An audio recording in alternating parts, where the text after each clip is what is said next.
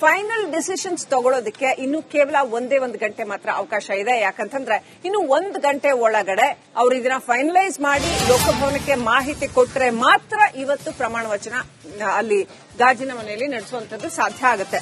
Otherwise ಸಾಧ್ಯ ಆಗೋದಿಲ್ಲ. ಇವತ್ತಿನ ಮಟ್ಟಿಗೆ ಲೋಕಭವನಕ್ಕೆ ಇನ್ನೊಂದು ಗಂಟೆಯಲ್ಲಿ ಮಾಹಿತಿ ಬಂದ್ರೆ ಪ್ರಮಾಣ ವಚನಕ್ಕೆ ಅವರು ಸಿದ್ಧತೆಗಳನ್ನ ಮಾಡ್ಕೊಳ್ತಾರೆ. ಇಲ್ಲ ಅಂದ್ರೆ ಮತ್ತೆ ಪೋಸ್ಟ್ಪೋನ್ ಮಾಡಬೇಕಾಗತ್ತೆ.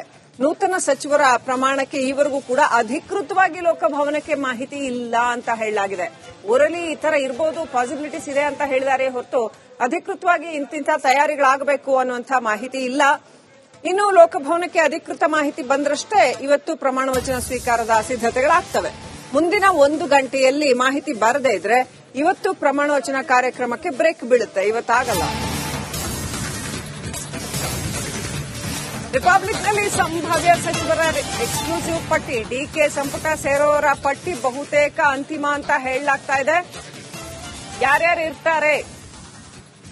Doctor Ajay Singh, S S Mallikarjun, K M Shivalingegowda, Zameer Ahmed Khan, H C Balakrishna, Vijayananda Kashappanavar, Shivaraj Tangadagi, N Cheluvarayaswamy, T Raghumurthy.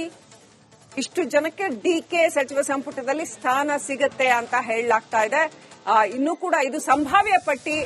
ಇದರಲ್ಲಿ ಒಂದೆರಡು ಹೆಸರು ಬಿಟ್ಟು ಹೋದ್ರೂ ಆಶ್ಚರ್ಯ ಇಲ್ಲ, ಅಥವಾ ಹೊಸದಾಗಿ ಸೇರ್ಪಡೆ ಆದ್ರೂ ಆಶ್ಚರ್ಯ ಇಲ್ಲ. ಯಾಕಂತಂದ್ರೆ ಕೊನೆ ಕ್ಷಣದಲ್ಲಿ ಏನು ಕೂಡ ಆಗಬಹುದು. ಇನ್ನೂ ಚರ್ಚೆಗಳು ನಡೀತಾ ಇದೆ ದೆಹಲಿಯಲ್ಲಿ. ಏನು ಕೂಡ ಆಗಬಹುದು ಕೊನೆಯ ಕ್ಷಣದಲ್ಲಿ. ಹಾಗಾಗಿ ಹೈಕಮಾಂಡ್ ನಾಯಕರು ಇನ್ನೂ ಚರ್ಚೆ ನಡೆಸ್ತಾ ಇದ್ದಾರೆ. ಆದ್ರೆ ಸಂಭಾವ್ಯರ ಪಟ್ಟಿ, ಈ ಕ್ಷಣಕ್ಕೆ ಇವರೆಲ್ಲರೂ ಇರ್ಬೋದಪ್ಪ ಅಂತ ಅನಿಸುವಂತ ಪಟ್ಟಿ ಯಾವುದು ಅಂತ ನೋಡಿದ್ರೆ ಇಷ್ಟು ಜನರ ಹೆಸರು ಕಂಡು ಬರ್ತಾ ಇದೆ.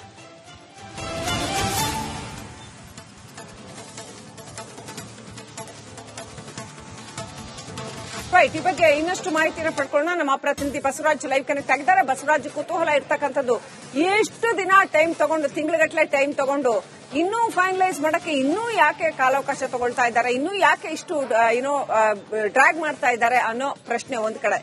ಮತ್ತೊಂದು ಕಡೆ ಯಾರೆಲ್ಲ ಇರ್ತಾರೆ ಸಂಭಾವ್ಯರ ಪಟ್ಟಿ, ಇದರಲ್ಲಿ ಇನ್ನೂ ಯಾರೆಲ್ಲ ಇರ್ತಾರೆ ಅನ್ನುವಂತ ಕುತೂಹಲ. ಈಗ ನಾವೇನ್ ಹೆಸರುಗಳು ಹೇಳಿದ್ವಿ, ಈ ಹೆಸರುಗಳು ಇರ್ತವೆ ಅನ್ನೋದಕ್ಕೆ ಏನು ಪೂರಕವಾದಂತ ಮಾಹಿತಿ ಬಸವರಾಜ್?